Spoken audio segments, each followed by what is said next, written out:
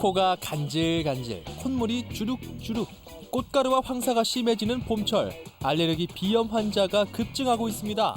그런데 비염 증상을 단순한 코감기로 여기는 경우가 많은데요. 재채기나 콧물이 2주 이상 지속된다면 알레르기 비염을 의심해봐야 합니다. 비염 치료를 제때 받지 못하는 경우 축농증으로 악화될 수 있는데요. 축농증이 심한 경우에는 후각신경이 손상돼서 냄새를 맡지 못하거나 얼굴이 변형되고 집중력 저하, 심지어 수면장애까지 올 수 있어서 적극적인 치료가 중요합니다. 자, 그럼 지금부터 비염과 축농증의 진단과 치료에 대해 자세히 알아보겠습니다.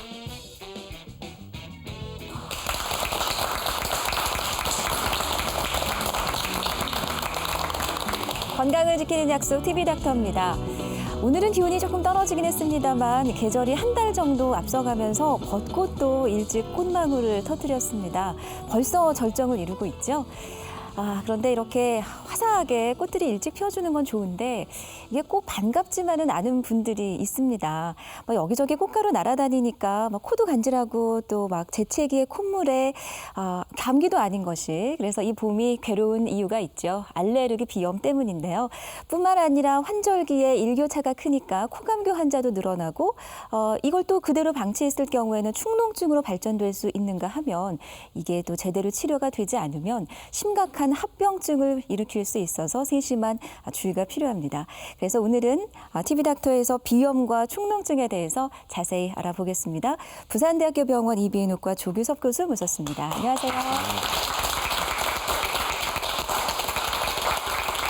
거리 곳곳에 정말 일찍 핀 꽃들을 보니까 마음도 설레고요. 여기저기만 사진 찍는 분들도 많이 계시더라고요. 그러나 저 코가 간질간질하거든요. 교수님은 어떠세요? 예, 저도 좀 그런 것 같습니다. 최근에 그 황사와 미세먼지가 증가함으로 인해서 코가 간질간질하고 재채기가 많이 나는 것 같습니다. 교수님도 그러시군요. 근데 저도 이렇게 병원 기록을 보면 오히려 겨울에 감기 때문에 갔던 것보다는 봄철에 이 알레르기 때문에 갔던 기록이 더 많은 것 같아요. 실제로 환자 수가 많이 늘었습니까? 예, 봄철이 되면서 이제 맑은 콧물, 그리고 재치기, 그리고 코막힘, 그리고 코의 가려움증 등을 주소로 이비인후과를 방문하는 환자들이 굉장히 많이 늘었습니다. 사실 이러한 증상들이 알레르기 비염의 주된 증상이라고 말씀을 드릴 수가 있겠습니다. 맑은 콧물이 흐르고 이제 재채기가 나고. 근데 보통 우리가 증상을 보면 코감기와 좀 비슷하잖아요. 겉으로 보기에는. 그래서 너 감기 들었어? 이 봄에? 이런 얘기를 듣지만 실제로는 알레르기 비염과 코감기가 엄연히 구분되는 질환이죠. 코감기를 우리가 흔히 급성 감염성 비염이라고 이야기를 합니다. 그래서 코 안에 점막에 바이러스 감염이 됨으로 인해서 생기는 질환이 되겠습니다. 그러니까 바이러스에 감염되는 것이 코감기다. 예, 코감기입니다. 그래서 보통 이제 우리가 코감기가 걸려 있는 환자의 이제 감염성 분비물, 바이러스 감염성 분비물이 다른 사람의 정상인 사람의 코 안으로 들어가므로 인해서 그쪽에 염증이 생김으로 인해서 코감기가 생기게 되는 그러니까 것입니다. 전염되는 거죠. 예, 전염되는 것입니다. 그래서 일반적으로 이제 제일 처음에는 이제 미열, 오한, 근육통 등의 증상을 동반하게 되고 이제 혈관이 확장되고 코 안에 점막이 부으면서 코가 막히고 분비물이 증가하면서 콧물이 양이 증가하게 되겠습니다. 그래서 알레르기 비염은 이제 원인 자체가 꽃가루나 진먼지, 진드기 등의 알레르기 원인 물질이 명확하게 있는 것이 되겠고 코감기는 원인이 이제 바이러스의 감염이 되겠습니다. 그래서 증상에서도 차이를 보이게 되는데 알레르기 비염은 증상이 맑은 콧물 그리고 재치기, 코막힘 등의 증상이 있지만 이제 코감기는 이러한 그 콧물이나 코막힘 전에 미열 또는 오한 그리고 두통 그리고 근육통 등의 전구 증상을 보인다는 점에서 두 질환은 명백히 다른 질환이라고 말씀을 드릴 수가 있겠습니다. 그러니까 콧물 흐르고 재채기하고 이 증상은 같을 수 있지만 분명히 코감기는 그 전에 우리가 전신 증상이 있다는 것. 그렇잖아요. 머리도 먼저 아프고 근육통도 있는 것 같고. 그래서 코감기와 이제 알레르기 비염은 분명히 구분이 되는데 그러면 그 급성 감염성 비염이요. 코감기는 일단 감기 치료, 항생제 치료를 하면 금세 나을까요? 아닙니다. 그 급성 비염은 원인 자체가 사실은 바이러스 감염입니다. 그래서 어떤 증상에 맞추어서 항생제 치료보다는 증상에 맞추어서 이제 어떤 수분을 충분히 섭취하거나 또는 이제 두통이 있으면 해열제, 진통제를 먹거나 또는 이제 충분한 안정을 취하거나 영양 공급을 충분히 하면 대부분 1, 2주 내에 완치가 될 수가 있겠습니다. 하지만 이제 급성 비염을 제대로 치료를 하지 않고 놔두게 되면 주위에 이제 부비동, 축농증이 생기거나 귀 또는 목에 염증이 생길 수가 있겠습니다. 네, 예. 부비동하니가 조금 어디지 하는 생각도 들지만 어쨌든 이 부위가 좀 넓어지면서 예. 감염 부위가 예, 주위로 염증이 퍼질 수가 있습니다. 그렇죠. 이 바이러스가 아니라 이제 세균 감염으로 발전되면 더 예. 증상이 악화된다는 거네요. 맞습니다. 근데 그게 1, 2주보다 넘어가면 만성이 되는 거예요? 예, 1, 2주가 넘어가면 만성 또는 주위에 따른 합병증의 가능성을 한 번씩 생각해 보아야 하겠습니다. 네. 그러면 어떻게 다른가요? 급성과 만성이? 예, 만성 비염은 크게 원인에 따라서 감염성이냐에 따라서 감염성과 감염성의 원인을 찾지 못하는 비감염성 이렇게 나누어 볼 수가 있겠습니다. 예. 그래서 우선 급성 감염성 비염이 제대로 이제 완전히 치유가 되지 않거나 면역력이 억제되어 있는 환자에서 치유가 잘 되지 않을 때 이러한 만성 비염으로 발전을 하게 됩니다. 네. 대부분 성인보다는 소아에서 일어나는 증상들이 많고요. 아, 이제 비염이 제대로 치료가 되지 않으면 주위에 인접해 있는 아까 말씀드렸던 부비동이나 또는 주위에 염증을 초래하게 되겠습니다. 그럼 뭐 축농증으로도 발전이 되고 예, 중독적으로 발전. 콧물 색깔도 막 더 찐득해지고 막 예, 그런 맑은 콧물에서 대부분 누런 콧물로 좀 색깔도 변하게 되겠습니다. 아, 그렇군요. 자, 그러면 급성 비염이 만성 비염으로 이제 발전되는 것도 말씀을 해주셨는데 그 중에 하나가 봄에 이제 제가 아까 말씀드린 알레르기 비염을 예. 빼놓을 수가 없지 않습니까? 우리가 원인 물질이 분명히 있다고 하셨어요. 어떤 것들이 있죠? 예, 알레르기 비염의 원인 물질에 대해서 말씀을 드리겠습니다. 네. 그래서 우리나라에서 가장 흔한 알레르기의 원인 물질은 진먼지 진드기가 아, 되겠습니다. 이렇게 생겼어요. 예. 진먼지 진드기는 거미강에 속하는 절지동물입니다. 그래서 거미과예요? 예, 거미과입니다. 그래서 이러한 그 진먼지 진드기는 우리가 먼지가 있는 곳에서 언제든지 발견이 될 수 있지만 네. 그 크기가 0.4mm 정도밖에 되지 않기 때문에 네. 육안으로는 식별이 불가능합니다. 차라리 안 보였으면 좋겠네요. 안 예, 현미경으로 관찰을 해야만 보이는 구조가 되어 있고 보통 침대 네. 매트리스 그리고 천소파 그리고 옷 그리고 여기에 떠다니는 많은 먼지에도 이러한 그 진먼지 진드기가 있다고 보시면 되겠습니다. 네. 일반적으로 먼지 1g에 수백 마리에서 수만 마리가 있다고 보시면 될 것 같습니다. 아, 그러니까 저는 진먼지 진드기가 천에만 이렇게 붙어 있는 줄 알았는데 공기 중에도 날아다니는. 예, 여기도 어차피 먼지가 있기 때문에 아, 지금 이 스튜디오에도 진먼지 진드기가 지금 콧물이 나오는데 아마 그럴 수도 있겠어요. 그런데 알레르기 물질이 사실 이것뿐만 아니라 상당히 종류가 많잖아요. 또 우리가 이 계절적으로 접할 수 있는 게 어떤 물질이 있죠? 예. 그다음에 중요한 이제 알레르기 원인 물질로는 꽃가루를 들 수가 있습니다. 네, 꽃가루. 꽃가루는 이제 계절과 지역에 따라 조금 차이는 있지만 여기 보시다시피 오리나무와 자작나무와 같은 수목꽃가루는 주로 봄철에 네. 그리고 우산잔디 또는 호밀풀 같은 목초꽃가루는 초여름에서 초가을 사이 그리고 쑥이나 돼지풀 같은 잡초꽃가루는 이제 늦여름부터 가을까지 주된 이제 알레르기 원인 물질이 될 수가 있겠습니다. 네. 그 외에 이제 바퀴벌레나 곰팡이 그리고 개나 고양이 등의 동물의 털도 중요한 알레르기의 원인 물질이라고 말씀을 드릴 수가 네. 있겠습니다. 그러니까 계절별로 날리는 꽃가루 종류는 좀 다른데 지금 이 봄철에는 오리나무와 자작나무 꽃가루가 많이 날아다니네요. 예, 봄철에는 이게 주된 꽃가루가 되겠습니다. 네, 근데 증상은 뭐 다 비슷하죠. 예, 일단 증상은 뭐 비슷합니다. 콧물이 정말 줄줄 나오는 거, 줄. 예, 맑은 콧물이 줄줄 네, 나옵니다. 맞아요. 저도 예. 주차해서 줄줄 나오고 재채기 나오고. 예. 예, 어떤 구체적인 증상이죠? 이제 대부분 환자들이 이제 맑은 콧물 그리고 재치기 그리고 네. 코막힘 그리고 코에 가려움증 그런 아, 증상들이 사실은 코가 주된 증상이에요. 간질간질하다 이런 코가 거죠? 간질간질. 예. 그게 이제 또 재치기나 콧물을 유발할 수가 있겠습니다. 네. 그 외에 이제 눈에 가려움증이나 눈에 이제 눈물 이런 게 있을 수가 있고 네. 그리고 이제 콧물이 심한 경우는 코가 목 뒤로 넘어가는 후비루 코가 목 뒤로 넘어가는 증상도 있을 수가 있겠습니다. 예. 간혹 귀가 가려운 경우도 있던데요. 예, 귀가 가려운 경우도 있습니다. 아, 예. 어쨌든 여기저기 지금 다 연결이 돼 있기 예. 때문에 증상이 비슷한 것 같습니다. 그럼 비염 증상이 심해져서 병원을 찾은 분이 계신데요. 어떤 증상이셨는지 들어보시겠습니다.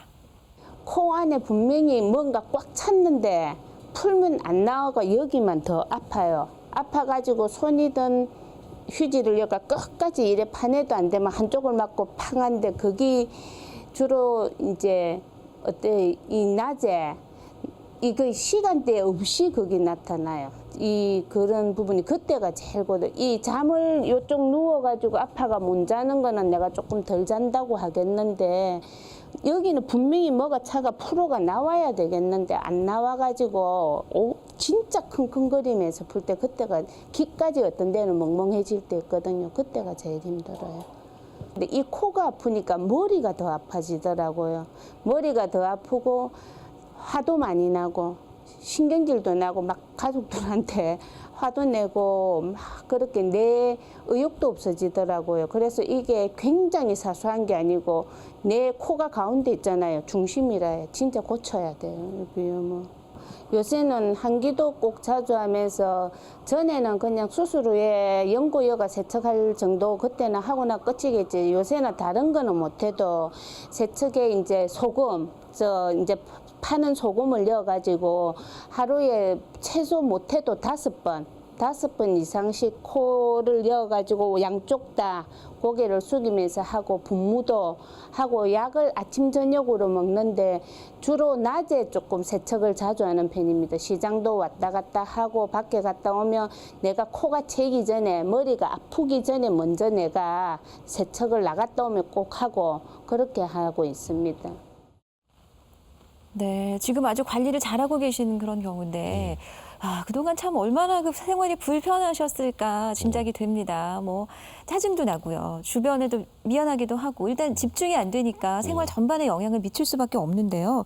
일단 그런 정확한 검사를 위해서는 병원에서 전문적인 검사 절차를 거쳐야 되겠죠. 뭐부터 시작하죠? 예, 일반적으로 환자가 내원을 하게 되면 이제 정확한 환자의 증상에 대해서 문진을 하게 됩니다. 네. 그래서 어떠한 증상들이 있는지 콧물, 재치기, 코막힘, 그리고 가래염증은 있는지 언제부터 생겼는지 이러한 증상들을 물어보게 됩니다. 그리고 네. 알레르기 질환이기 때문에 가족력에 대해서도 자세한 문진을 통해서 이제 환자의 증상에 대해서 검사를 하게 됩니다. 그 이후에 이제 내시경을 통해서 코안을 관찰을 하게 되겠습니다.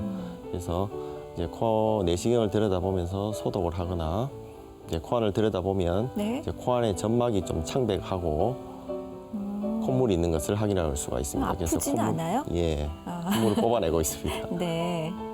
오히려 시원하죠? 이렇게 예. 펑펑 떨어주니까. 예, 네. 그렇습니다. 그리고 이제 정확하게 환자의 어떠한 물질이 이 원인이 되는지를 확인하기 위해서 알레르기 검사를 시행하게 되겠습니다. 예. 알레르기 검사는 대부분 알레르기 피부 반응 검사를 통해서 하게 되는데 와, 뭔지 진단 참- 키트를 이제 보통 56종을 많이 쓰게 됩니다. 와, 종류가 그렇게 많습니까? 예, 그렇게 많이. 네. 그래서 등에 이렇게 알레르기 물질을 떨어뜨리게 되겠습니다. 그래서 3에서 5cm 간격으로 이제 간격을 두어서 알레르기 물질을 떨어뜨리고 난 이후에 가는 주사침 등을 이용해서 약간 찔러서 네. 이제 그 알레르기 물질이 통과할 수 있도록 피부 안으로 침습될 수 있도록. 침습될 수 있도록 이제 하고 난 이후에 네. 이제 검사를 하게 됩니다. 그래서 한 보통 15에서 20분 이후에 이제 시약을 닦고 네. 이 한 어떤 물질이 알레르기 원인 물질인지 이제 확인을 하게 되겠습니다. 그럼 어떤 반응이 나타나나요? 그래서 이 환자 같은 경우는 이제 진먼지 진드기 알레르기가 있었는데요. 네. 이제 물질의 양성이 있으면 주위가 발적이 빨갛게 되면서 이제 부어오르게 됩니다. 그것으로 이제 양성 물질을 확인할 수가 있겠습니다. 네, 일단 원인을 알아야 내가 이제 대처를 할 수 있을 테니까요. 맞습니다. 그 대처라는 게 이제 치료에 들어가는 걸 텐데 예. 알레르기 비염 원인을 알았다? 어떻게 치료할까요? 예, 알레르기 비염의 치료에 대해서 말씀을 드리겠습니다. 예.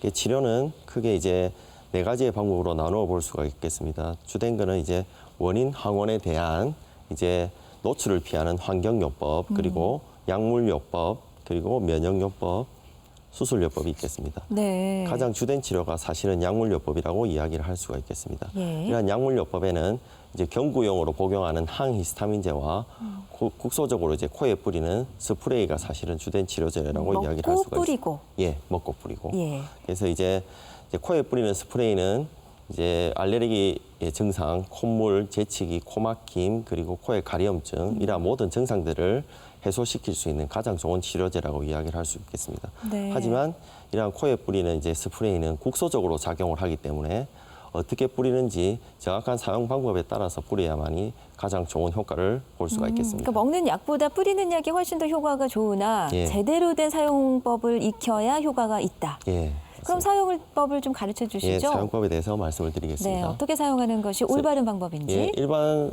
환자들한테 이렇게 뿌리라고 하면 이렇게 잘못된 방법으로 뿌리게 됩니다. 이게 잘못된 거예요? 예, 그냥 보기에 그래서 괜찮은 것 같은데. 예, 어디가 잘못됐는지 말씀을 드리겠습니다. 네. 그래서 우선 이제 용액이 잘 분무가 되는지를 먼저 확인을 하고 예. 한쪽 코에 이렇게 삽입을 하게 됩니다. 그래서 보통 한쪽 코에 2회 분무 4초간 숨을 멈추었다가 코에 뿌리게 되겠습니다. 네. 그림에서 보듯이 잘못된 사용법은 이제 코 안에 넣고 코 가운데를 향해서 이렇게 뿌리면 잘못된 방법이 되겠습니다. 그래서 예. 뿌릴 때는 오른쪽 코를 뿌릴 때는 왼쪽 손으로 코의 바깥쪽을 향해서 이렇게 뿌리고 네. 왼쪽을 뿌릴 때는 오른쪽 손으로 이제 바깥쪽을 향해서 뿌리는 게 올바른 사용법이라고 말씀을 드릴 수가 있겠습니다. 방향을 살짝 이렇게 틀어주는군요. 예. 그 이유가 있습니까? 예, 이제 우선 가운데에 있는 방향으로 이제 뿌리게 되면 그러니까 직선으로 이렇게. 예, 직선보다는 내측을 향하게 되면 네. 이제 뿌리는 방향 자체를 내측으로 향하게 되면 네. 이제 통증을 유발할 수가 있습니다. 이제 점막에 닿이기 때문에 통증을 유발할 수가 있고 네. 이제 장기적으로 오래 사용하는 환자에서는 점막에 계속 뿌리게 되면 그 네. 비중격 천공이라고 구멍이 날 수 있습니다. 그래서 그런 경우도 드물게 생길 수가 있기 때문에 그런 네. 걸 피하게 하기 위해서 네. 이제 좀 바깥쪽을 향해서 뿌리는 게 올바른 사용법이라고 그러니까 저는 말씀드리겠습니다. 평소에 그냥 정말 똑바로 이렇게 싹 직통해서 들어갈 수 있도록 예. 똑바로 뿌리는 게 옳다고 생각했는데 그게 예. 아니고 이렇게 약간, 대각선으로. 예, 대각선으로 바깥쪽 방향을 이렇게 또는 이렇게. 예, 맞습니다. 그게 정확한 방법이에요. 그렇군요. 저는 몰랐네요.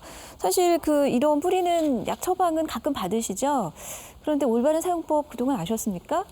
모르셨죠? 그냥 뿌리세요 하고 끝이었는데 오늘 제대로 배운 것 같습니다.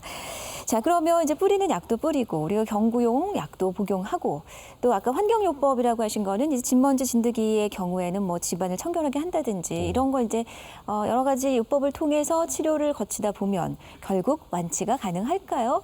안 된다는 분들도 계시더라고요. 예, 알레르기 비염을 사실은 완치를 하기 위해서는 네. 앞에 말씀드렸던 여러 가지 원인 물질에 대해서 완전히 원인 물질을 차단하거나 환자의 체질을 바꾸는 그런 치료가 되어야 됩니다. 하지만 두 가지의 치료 자체가 다 쉽지는 않습니다. 하지만 최근에는 이러한 환자의 체질을 바꿀 수 있는 면역요법이 또 개발이 되어 있습니다. 그래서 이 면역요법은 쉽게 이야기해서 독감 예방 접종과 비슷한 원리라고 생각을 하시면 되겠습니다. 백신 넣어주는 것 같죠? 예.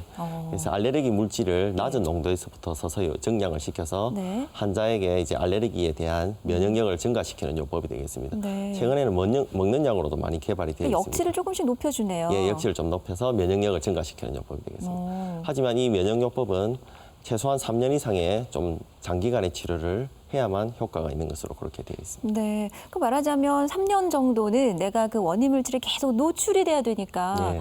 그러면 그동안은 증상이 있다는 거잖아요. 뭐 콧물도 예, 나오고. 맞습니다. 그래서 재채기도 치료가 나고. 완전히 될 때까지는 증상은 있지만 네. 약을 이제 면역요법을 시행함으로 인해서 서서히 그런 증상들이 조금씩 호전된다. 예, 호전되어 가게 되겠습니다. 아, 그렇군요. 우리가 이제 피하고만 살 수는 없으니 차라리 내 몸의 저항력을 기르자. 이렇게 해서 면역요법이 필요하지만 조금 시간이 걸리는 점은 있네요. 예, 맞습니다. 재발은 안 되나요? 일반적으로 이제 새로운 항원에 노출되지 않는 이상은 이제 대부분 새로운 이제 알레르기 증상은 대부분 없는 것으로 되어 있고 네. 3년 이상 꾸준히 치료를 하였을 때 재발률은 이제 여러 가지 논문 결과에 따라서 이제 차이는 있지만 대부분 3년 이후에 이제 보통 한 30% 정도 재발률이 사실은 조금 높다고 이야기를 드릴 수도 있는데 그러네요. 한 30% 정도 된다고 보고가 되고 있습니다. 네. 그러니까 이 비염의 경우에는 우리가 평생 좀 관리해야 되는 질환이 아닌가라는 생각이 예, 드네요. 지속적인 관리가 필요한 질환이라고 말씀을 드릴 수가 있습니다. 네, 그렇습니다. 자, 오늘은 비염과 축농증에 관해서 부산대학교 이비인후과 조규섭 교수를 모시고 있습니다.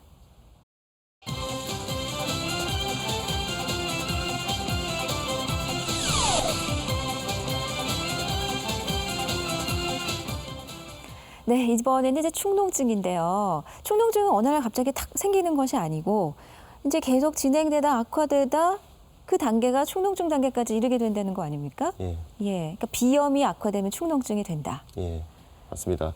축농증의 가장 흔한 원인은 앞에서 말씀드렸던 급성 감염성 비염, 코감기를 제대로 치료를 하지 않았을 때 축농증이 가장 많이 생기게 되겠습니다. 네. 그래서 보통 이제 코감기의 증상이 일주일에서 2주 이상이 지속이 되면 이제 부비동염 또는 축농증을 의심을 해봐야 되겠습니다. 네. 그래서 축농증은 이제 코에 있는 점막의 염증이 인접해 있는 다른 이제 부비동이라 하는 그쪽으로 염증이 파급이 됨으로 인해서 그쪽에 있는 점막이 붓고 그로 인해서 이제 배출구가 막힘으로 인해서 네. 이제 농이 축적이 되는 질환이 되겠습니다. 아, 부비동이라고 말씀을 해주셨는데 구체적으로 어떤 부위인지 좀 위치를 확인해 보겠습니다. 예. 일단 코의 구조가 어떤지부터 볼까요? 예, 제가 말씀을 드리겠습니다.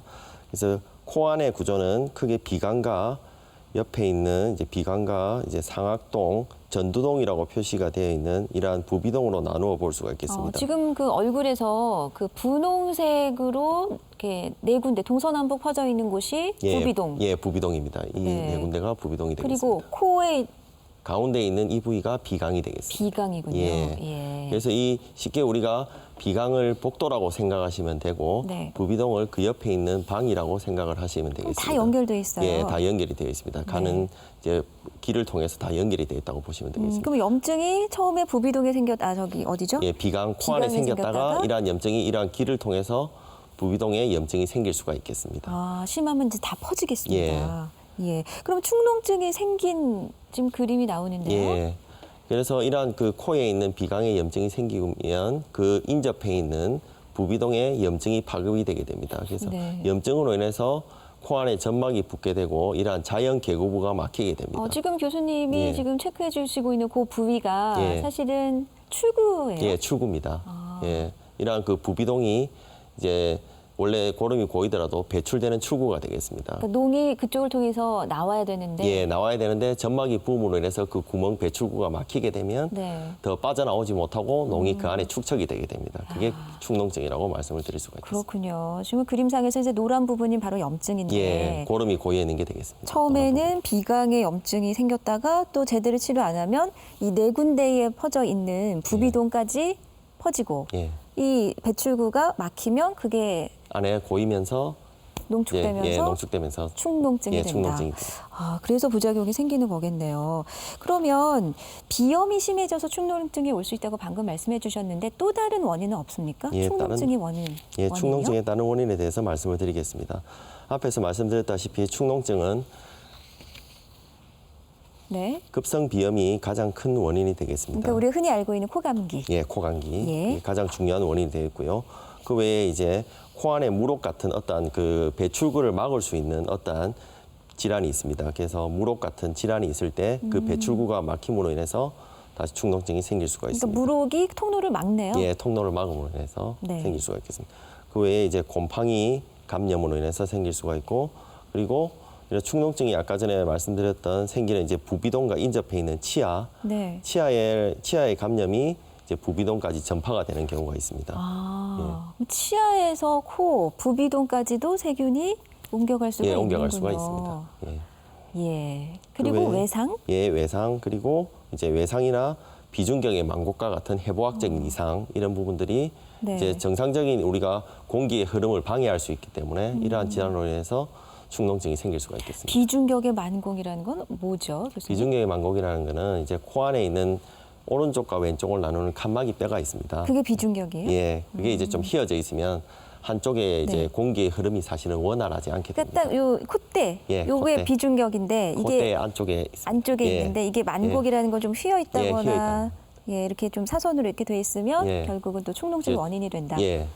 해부학적으로 이제 공기의 흐름을 방해할 수 있기 때문에 아. 그런 게 이제 축농증의 또 원인이 될 수가 있겠습니다. 그렇군요.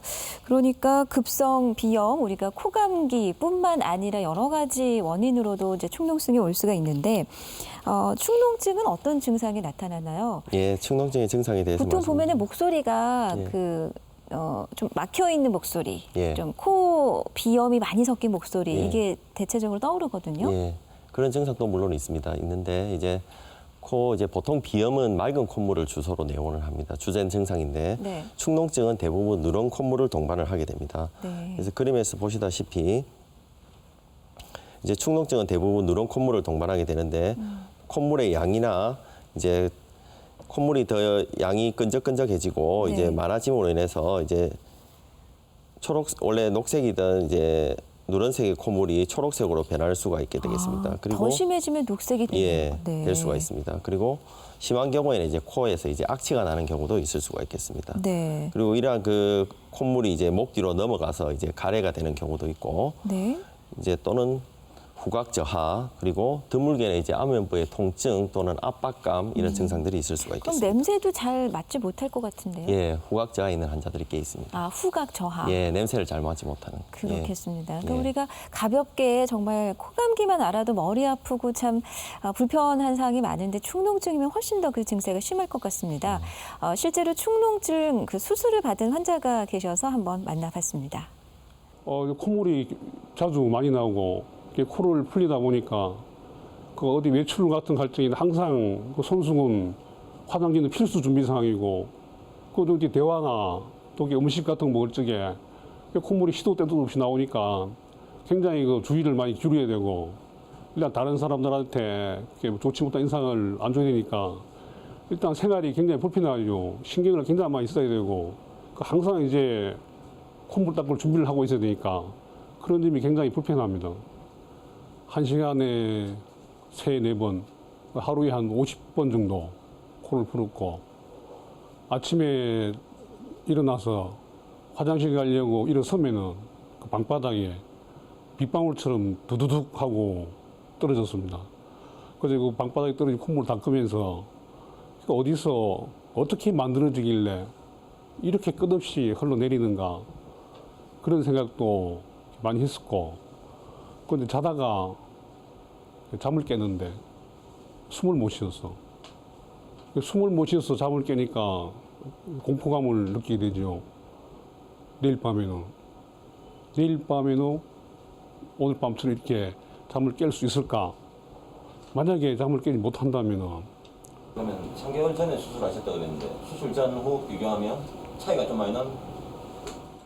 굉장한 차이죠. 그 벌써 코 푸는 횟수부터 지금 3개월 17일 동안에 한 10번 정도면은 그 막 열흘에 한 번씩 이렇게 풀었다고 봐야 되는데 그 수술하기 전에는 하루에 50번씩 이렇게 코를 풀었고 근데 지금은 이제 그 밤에 잠 깨면은 아내도 옆에 누워 있고 코를 안 곤다 이죠. 코 안 고니까 옆에 누워 있고 또 내 스스로가 자다가 숨을 못 쉬어가지고 잠을 깬 적이 한 번도 없죠 지금까지. 수술 전과 수술 후가 엄청나게 큰 변화가 왔습니다. 와, 그동안 정말 고생 많이 하셨네요. 정말 정상적인 일상생활이 되셨을까 할 정도로 정말 불편을 많이 겪으셨는데 근데 말씀 들어보니까 수면 무호흡증 증상도 있으셨네요? 예. 그래서 코가 이제 축농증이 있는 환자들은 이제 코막힘이 같이 동반되는 환자들이 있습니다. 네. 그래서 코막힘이 있으신 분들은 이제 수면을 방해하게 됩니다. 코로 숨을 못 쉬기 때문에 입으로 숨을 쉬게 되고 그러한 증상들이 이제 수면 무호흡하고 연결되는 환자들도 많습니다. 네. 근데 이렇게까지 고생하시지 말고 좀 더 빨리 받으시지 하는 마음도 사실은 들긴 했네요. 근데 축농증을 빨리 이렇게 좀 제대로 바로잡지 못하고 계속 방치를 하면 아까 그 심각한 합병증이 올 수 있다라는 얘기를 들었는데 얼마나 심각한 건가요? 그래서 이제 축농증을 제대로 치료를 하지 않게 되면 네. 코하고 인접한 장기에 영향을 미치게 되고 그러니까 어떤 또, 장기죠? 또 심하게 되면 합병증을 유발할 수가 있습니다.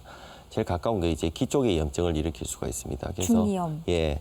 코는 이제 이간이라는 구조물을 통해서 코하고 귀를 연결시켜주는 간을 통해서 귀하고 연결이 되어 있습니다. 그래서 그런 누런색의 고름 이런 게 이제 귀로 가서 삼출성 중이염이나 만성 중이염으로 발전을 할 수가 있습니다. 네. 근데 그 길이 어린아이들은 짧다면서요? 예, 짧아서 소아에서는 더 합병증이 더 흔하게 되겠습니다. 네. 성인보다. 중이염이 더 많이 예. 발생한다. 예. 예. 그리고 이제 코는 이제 인접한 구조물이 또 눈이 있습니다. 눈.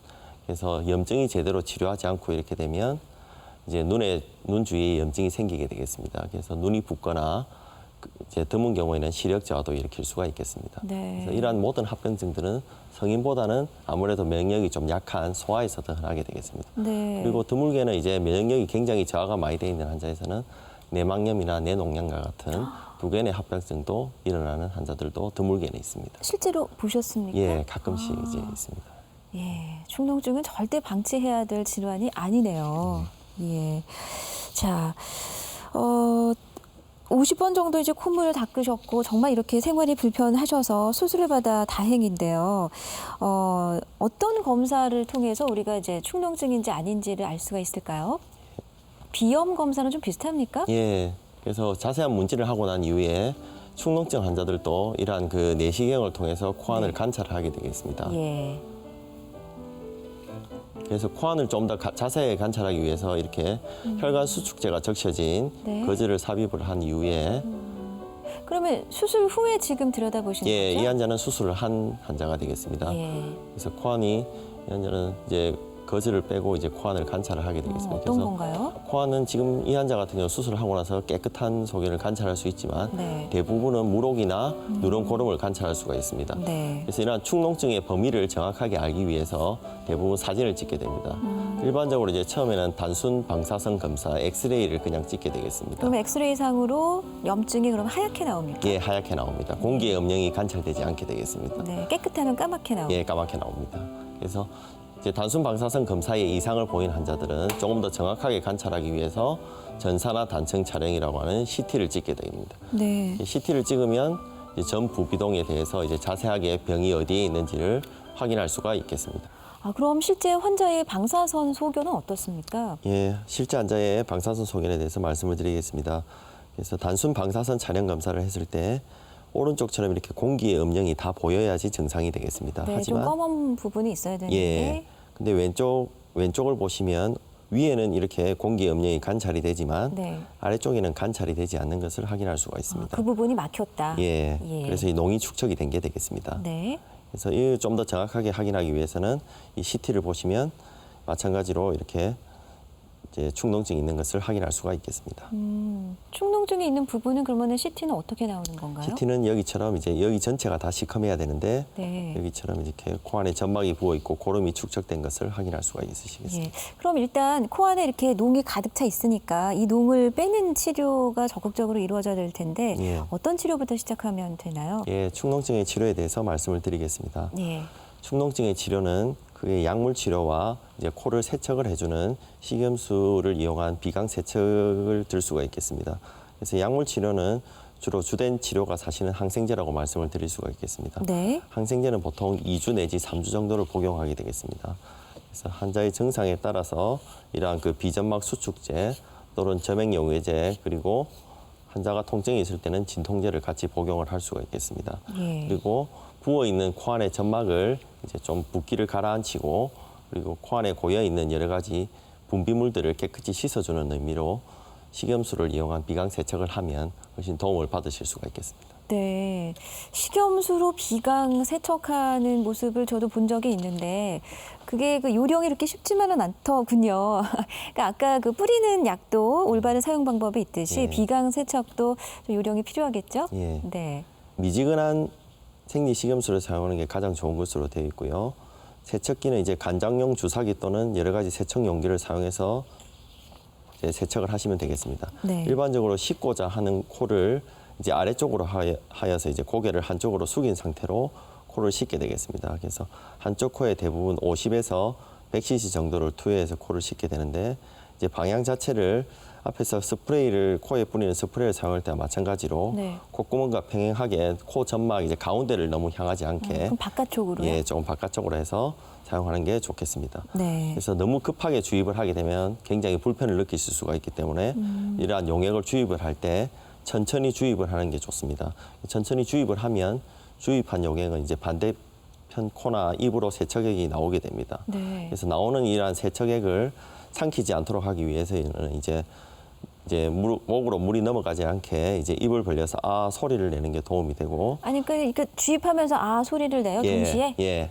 그러면 이제 입으로 나오거나 네. 반대쪽 코로 콧물이 나오게 되는데 네. 아 소리를 내지 않거나 가장 중요한 거는 네. 이제 이렇게 삼키게 되면 잘못해서 이간이라는 코하고 귀를 연결시켜주는 간을 통해서 귀로 물이 들어갈 수가 있습니다. 오히려 그러면 세균 섞인 물을 넣는 셈이 되네요. 예, 이관에다가. 그래서 정확한 방법으로 세척을 하는 게 중요하다고 말씀을 드릴 수가 있겠습니다. 그러네요. 그러니까 한쪽 콧구멍으로 넣는데 여기서 막 줄줄줄 이렇게 나온다면 그거는 잘 되는 거죠. 예, 맞습니다. 정확한 방법으로 코 세척이 필요하겠습니다.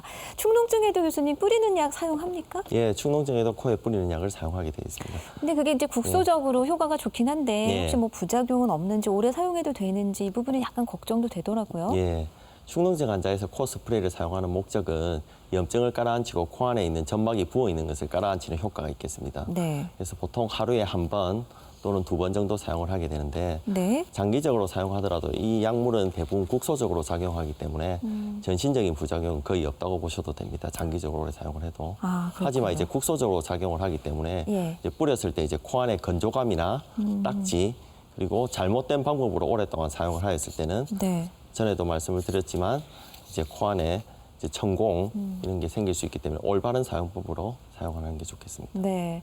다시 한번 기억을 해야 되겠네요. 네. 이렇게 바깥쪽으로 뿌려야 예, 된다. 맞습니다. 코 세척도 예, 마찬가지고요. 그게 정확한 방법이 되겠습니다. 자, 그런데 이런 방법을 다 써봤지만 이 축농증, 농이 잘 제거되지 않더라. 그럼 결국 이제 수술을 선택해야 될 텐데 예. 어떤 경우에 이런 선택을 하게 됩니까? 대부분 축농증 환자들은 급성이든 만성이든 대부분 약물 치료로 치유가 잘 됩니다. 네. 하지만 이제 약물 치료로 효과가 없을 때는 이제 수술요법을 시행을 하게 되겠습니다. 네. 그래서 수술 동영상을 보면서 말씀을 드리겠습니다. 네. 그래서 이 환자 같은 경우는 축농증 환자가 되겠습니다. 코 안을 이렇게 개구부를 막고 있는 물혹을 관찰하실 수가 있고 어떤 게 무록이에요? 이게 물혹입니다. 아, 지금 그리고- 입구를 딱 막고 있어요. 예. 그리고 주위에 아까 전에 빼냈습니다. 예. 그래서 물혹을 제거를 해주고 네. 개구부를 10개 열어주는 게 축농증의 주된 치료가 되겠습니다. 아. 그래서 코 안에 있는 점막들 이제 개구부를 막고 있는 이러한 여러 가지 이제 병변들을 제거를 하면 개구부를 넓게 열면 그 지금- 농이 축적돼 있는 걸 확인할 수가 있습니다. 지금 빠져나오는 게 농이었어요? 고름입니다. 예, 지금도 고름이 빠져나오고 있습니다. 네. 아유, 잘 나오고 있습니다. 예. 그래서 이렇게 고름을 배출시켜 주는 게 축농증의 주된 수술 방법이 되겠습니다. 그러니까 그 배출 끈적끈적해서 굉장히 고름이 잘 안 나오는 걸 확인하실 수가 있습니다. 그럼 저거 빼는 게 좀 어렵습니까? 지금 저거 노란 것도 농이죠? 예, 농이고 이제 코 안에 점막이 부어 있는 염증 조직이 되겠습니다. 예. 아, 그러니까 그 배출구를 막아놓고 있는 물혹을 일단 제거를 하고 예. 그러면 입구가 뚫리니까 예. 이제 안에 있는 농을 뽑아낸다. 예. 정말 시원하시겠습니다. 예. 수술하자마자. 근데 수술이 모든 환자에게 적용되는 건 아니잖아요. 예. 수술은 이제 사실은 대부분 환자들은 급성 이제 부비동염이든 만성 부비동염이든 대부분 네. 약물로 치유가 다 잘 됩니다. 하지만 약물로 치유가 되지 않는 환자에서 네. 이러한 수술적인 요법을 통해서 완치를 할 수가 있겠습니다. 수술은 완치가 가능한 예, 거예요? 완치가 가능합니다. 아, 그렇군요. 재발은 안 됩니까?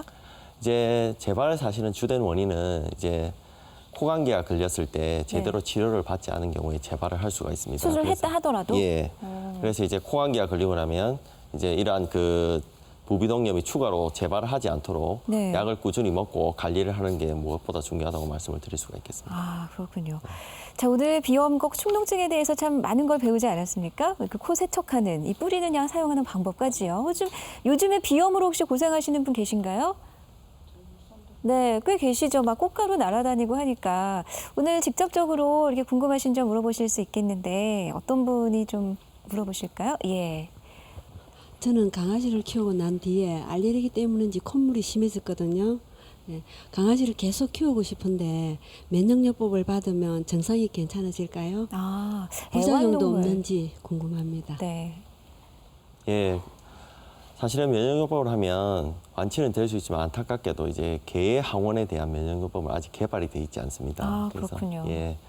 그래서 이제 강아지를 키우지 않는 게 사실은 가장 좋은 치료라고 말씀을 드릴 수가 있는데 네. 좀 계속 강아지를- 키우고 싶다고 예, 하셨거든요. 그러면 이제 약을 복용함으로써 이제 증상을 조절하면서 키우실 수가 있겠습니다. 네. 예, 그러면 그럼- 이제 완치를 할 수가 있고 예. 이제 특별한 부작용은 없는 것으로 되어 있습니다. 지금 이제 강아지의 경우지만 뭐 강아지뿐 아니라 고양이나 마찬가지로 예. 아직까지는 이제 개발이 예, 안 돼 있. 예, 개발이 안 돼 있습니다. 아, 그러네요. 예. 예. 그러니까 애완동물을 키울 경우에는 그런 점을 좀 감수를 해야 되는 예. 그런 부분이 있겠습니다. 자, 또 다른 분 질문 있으세요? 예. 네, 저는 뜨거운 음식을 먹을 때면 콧물이 심하게 나서 음식 먹기가 정말 곤란한데요. 코에 이상이 있는 건지 네. 치료를 필요로 하는 건지 궁금합니다. 그 음식 드실 때는 불편하시겠어요. 네. 예, 어떤가요? 예, 특별한 그 알레르기 물질이 없더라도 이렇게 뜨거운 음식을 먹거나 차가운 공기에 노출이 될 때 이렇게 콧물이 심하게 되는 환자들이 있습니다. 그런 환자들을 이제 혈관 운동성 비염이라고 합니다. 네. 또 다른 비염의 한 종류가 되겠습니다. 아. 예, 그렇지만 이제 이런 환자들에서도 앞에 말씀드렸던 코 스프레이 또는 약물 복용으로 충분히 그 증상을 줄여서 치료를 할 수가 있겠습니다. 네. 참 우리 신체 부위 어느 것 하나 중요하지 않은 것이 없지만 정말 코는 우리가 평생 호흡을 해야 하니까 주변 환경도 상당히 중요할 것 같습니다. 네. 우리가 좀 코 질환을 예방하기 위해서 실내 환경을 어떻게 해주는 것이 좋을까요? 예. 첫째 이제 카펫이나 천 소파 또는 천 커튼 등을 사용을 피하는 것이 좋고 그리고 진드기가 통과할 수 없는 특수천으로 진구류를 덮는 게 도움이 되겠습니다. 그러니까 그만큼 더 촘촘한 예, 천인가요? 통과를 하지 못하도록 하는 게 아, 좋고요. 예. 그다음에 진머지 진드기 자체가 고온 다습한 지역에서 많이 번식을 하게 됩니다. 그래서 네. 실내 온도를 이제 20도 정도의 저온 또는 습도를 좀 줄여주는 게 훨씬 도움이 됩니다. 네. 그리고 침구류를 자주 햇볕에 말려서 소독을 해주는 게 중요하다고 말씀드릴 수 있고, 그리고 60도 이상의 뜨거운 물로 침구류를 세탁하는 게 도움이 됩니다. 그리고 이제 특수 필터가 장착된 진공 청소기로 이제 실내를 자주 청소하는 게 가장 이제 중요한 실내 환경요법이라고 말씀을 드릴 수가 있겠습니다. 이렇게 말씀을 들어보니까 실내 환경 요법이야말로 우리 여자들이 그죠? 주부들의 역할이 얼마나 중요한가 하는 생각도 듭니다.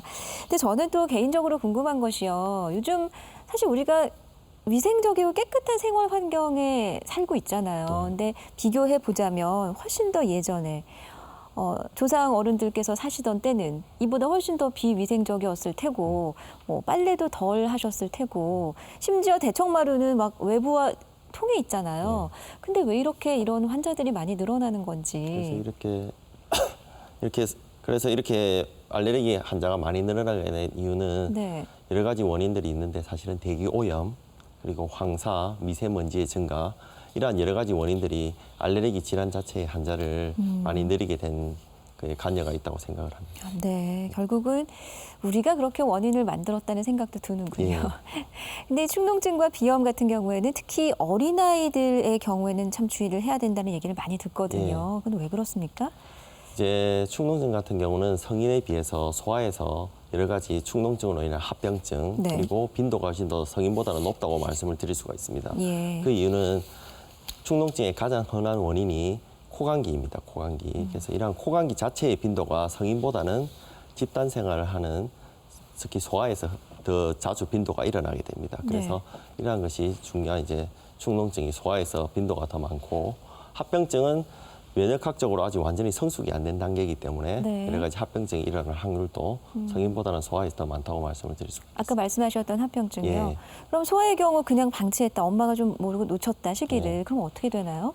그래서 대부분 이제 치료 방법에 있어서 특별한 차이는 보이지는 않습니다. 예. 그래서 정확하게 진단을 받고 더 합병증으로 진행하기 전에 치료를 하는 게 중요하다고 말씀을 드릴 수 있겠습니다. 그래도 수술까지 가는 경우도 있어요, 아이의 경우에? 특히 드물게 수술까지 가는 경우가 있습니다. 드물게. 예. 아무래도 이제 이제, 어린아이에게 수술시킨다 그러면 많이 좀 맞습니다. 꺼려하게 예. 될 것 같거든요. 예, 대부분은 사실은 약물 치료로 치유가 잘 되는데 예. 너무 병을 오랫동안 방치를 하게 되면 수술적인 요법으로 연결되는 경우도 많습니다. 네. 사실 이렇게 방치하게 되면은 아이들은 또 성장하는 시기인데 성장 장애도 올 수 있고 예.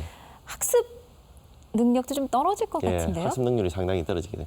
이제 코의 질환을 갖고 있는 환자들은 이제 대부분 코막힘의 증상이 심합니다. 예. 코막힘의 증상이 있는 환자들은 이제 깊은 수면을 취하지 못하게 됩니다. 그래서 깊은 수면을 취하지 못하게 되면 이로 인해서 성장 장애가 유발될 수 있고, 네. 특히 코막힘으로 인해서 학업 능률이 상당히 떨어지게 됩니다. 예.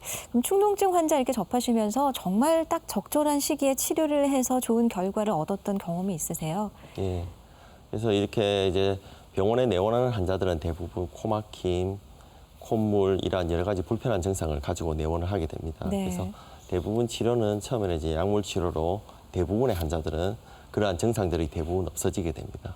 그렇지만 이제 그런 증상들이 남아 있고 치유가 잘 안 될 때는 수술 요법을 하게 되고, 그렇게 되면 대부분 환자들이 만족을 하고 생활을 하시게 될 수 있겠습니다. 네. 자, 이 봄에 이 화사한 꽃의 계절에 좀 나들이도 많이 다니실 텐데, 뭐 알레르기 비염이든 그렇지 않으면 이제 코감기든 또는 축농증으로 고생하고 계실 또 여러 많은 분들을 위해서 당부의 말씀 마지막으로 부탁드리겠습니다. 예. 그래서 알레르기 비염이나 또는 여러 가지 비염 그리고 축농증을 이제 완치가 되지 않는, 치유가 잘 되지 않는 병으로 생각을 하고 병원에 오기를 굉장히 망설이시는 분들이 굉장히 많습니다. 네. 사실은 비염이나 축농증은 완치가 가능한 질환입니다.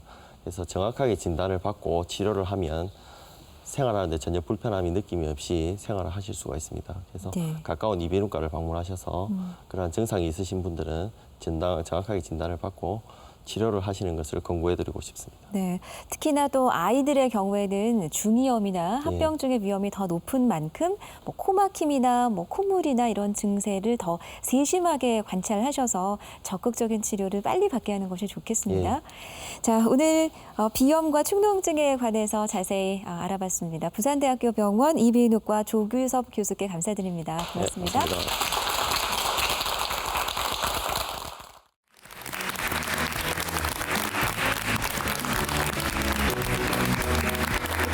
아침 맞으셨습니까? 건강을 지키는 약속 TV닥터입니다. 요즘은 짓궂은 날씨 때문에 꽃 구경을 제대로 하지 못한 것 같습니다. 벌써 막 꽃잎이 지고 있던데요. 그래도 이제 휴일, 주말 이용해서 나들이 가시는 분들도 많이 계시겠죠. 요즘에는 이렇게 야외 활동이 많아지니까 아무래도 피부에 신경이 참 많이 쓰입니다. 자외선이 강해지니까 꼼꼼히 차단도 해야 되고 또 건조해져서 미스트도 많이 뿌리시죠. 그런데 많은 분들이 얼굴 피부에는 참 신경을 많이 쓰시는데 이 손 피부에는 그렇게 신경을 많이 쓰시는 것 같지가 않습니다. 뭐 자주 씻으니까 이후에 보습제도 자주 발라줘야 되는데 그것도 좀 까먹을 때가 많고요. 또 손에 뭔가 이렇게 트러블이 생겨도 습진인가 싶어서 뭐 집에 있는 아무 연고나 바르게 되고 그러나 무심코 한 이런 행동들이 손 피부 건강을 더 악화시킬 수가 있습니다. 특히 습진 연고를 계속 발랐는데도 잘 낫지 않는다면 또 다른 질환을 의심해 볼 필요가 있다고 합니다. 그래서 오늘 TV닥터에서는 손이 보내는 피부 건강 신호에 대해서 자세히 알아보겠습니다. 오늘의 이야기입니다. 손에 물이 마를 날 없는 주부들의 고질병 습진. 하지만 손은 습진 외에도 곰팡이균에 감염돼 무좀이 생기거나 면역 체계에 이상이 생겨 피부에 염증을 일으킬 수 있습니다. 정확한 원인은 모른 채 피부 연고만 사서 바를 경우 손 피부 질환을 더 악화시킬 수 있는데요. 극심한 통증이나 가려움증으로 수면 장애를 겪거나 이용상의 문제로 대인관계에 자신감을 잃을 수 있어 적극적인 치료가 필요합니다. 오늘의 TV닥터 고신대학교 보건병원 피부과 장민수 교수. 지금부터 손이 보내는 피부 건강 신호에 대해 자세히 알아봅니다. 네, 오늘은 이 손 피부 질환을 극복할 수 있는 방법을 알아보겠습니다. 이분을 모셨죠? 고신대학교 보건병원 피부과 장민수 교수입니다. 안녕하세요.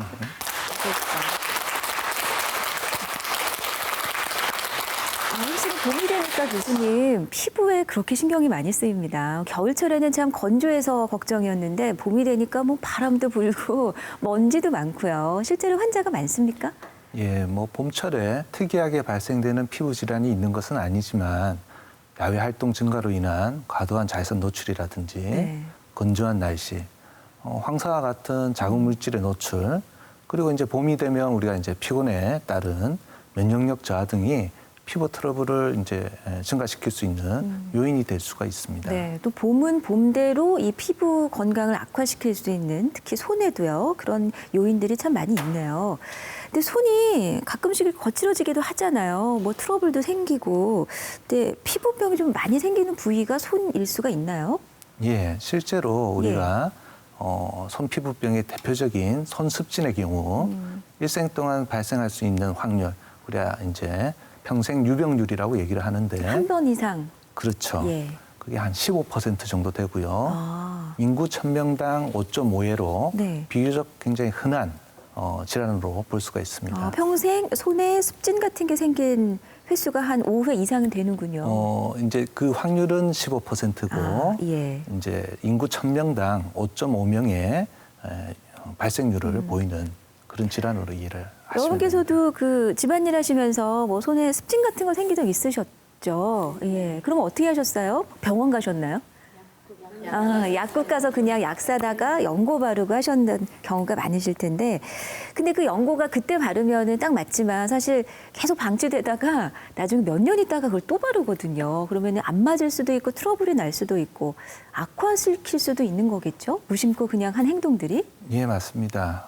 우리가 평균적으로 1년 이상 지난 연고는 사용하지 않는 게 좋고요. 네.